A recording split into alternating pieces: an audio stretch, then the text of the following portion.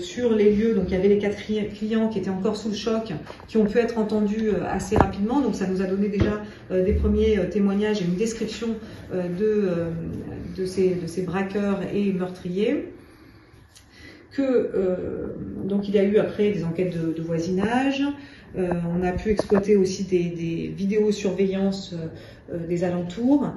Très vite, la communauté dominicaine a été très affectée par ce braquage mortel d'une commerçante qui était quand même très connue du quartier. Et tout ça a créé une vive émotion chez les commerçants.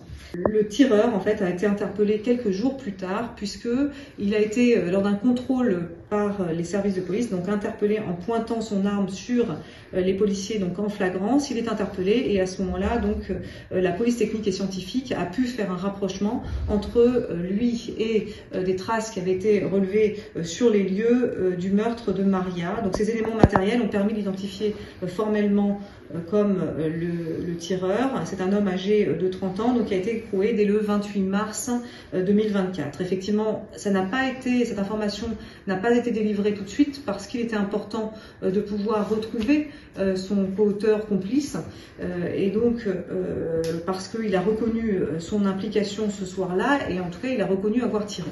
Donc vous voyez des faits qui se passent le 15 mars et donc le tireur suspecté, le tireur plutôt interpellé, écroué dès le 28 mars 2024. Un autre co-auteur ou son complice qui était présent sur les lieux et qui lui a donné des instructions, qui lui aurait donné des instructions, est un homme âgé de 25 ans qui, grâce à toute l'enquête et toutes les investigations de la brigade criminelle, a pu être identifié et a été écroué quant à lui le 24 avril 2024.